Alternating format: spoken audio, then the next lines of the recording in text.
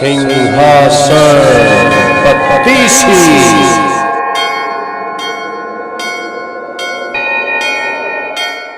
प्रिय दर्शकों, राम राम।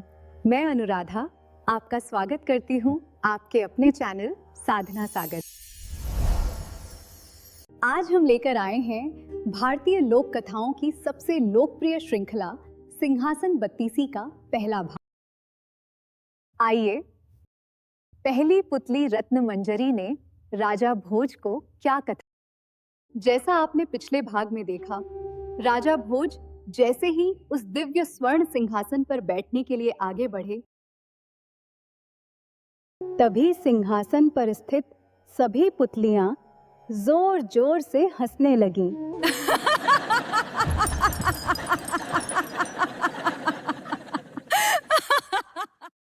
हे पुतलियों, तुम अनायास क्यों हंस रही हो? मुझे बताओ। राजा भोज के प्रश्न पर उन पुतलियों में से पहली पुतली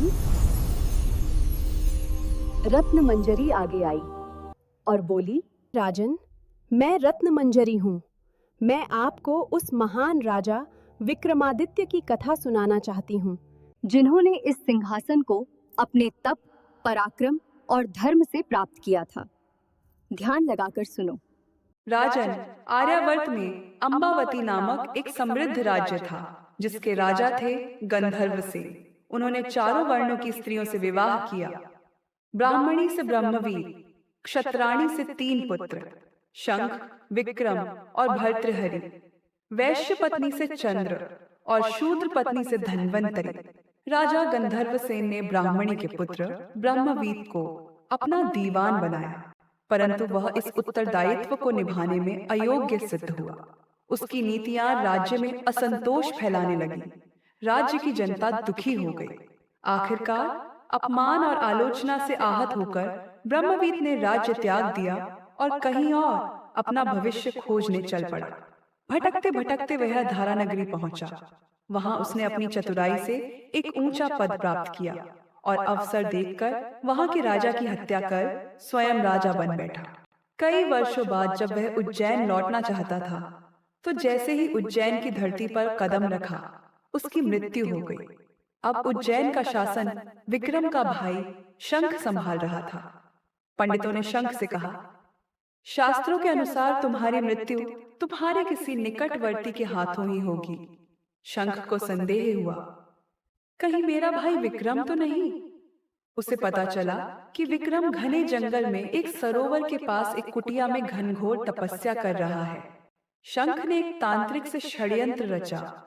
तांत्रिक विक्रम को देवी की आराधना के लिए राजी करेगा, और जैसे ही विक्रम देवी के आगे सिर झुकाएगा, शंख छिपकर उसकी गर्दन काट देगा। पर विक्रम को अनहोनी का आभास हो गया। उसने तांत्रिक से पहले स्वयं झुकने की विधि दिखाने को कहा। तांत्रिक जैसे ही झुका, शंख ने धोखे से उसे ही मार दिया। विक्रम ने तत्काल शंख की तलवार छीनकर उसका अंत कर दिया। शंख की मृत्यु के बाद विक्रम ने उज्जैन का शासन संभाला। एक दिन शिकार करते हुए विक्रम एक महल तक पहुंचे, जहां रहते थे राजा बाहुबल के दीवान तूतवर्ण। तूतवर्ण ने कहा, यदि राजा बाहुबल आपको राज तिलक करे और अपना स्वर्ण सिंहासन आपको दे, तो आप चक्रवर्ती सम्राट बन सकते हैं। राजा बाहुबल ने यह सुनकर हर्ष से विक्रम का राज्याभिषेक किया और स्वर्ण सिंहासन भेंट कर दिया। राजन, क्या आप भी विक्रमादित्य जैसी सूझबूझ, निष्ठा और पराक्रम रखते हैं?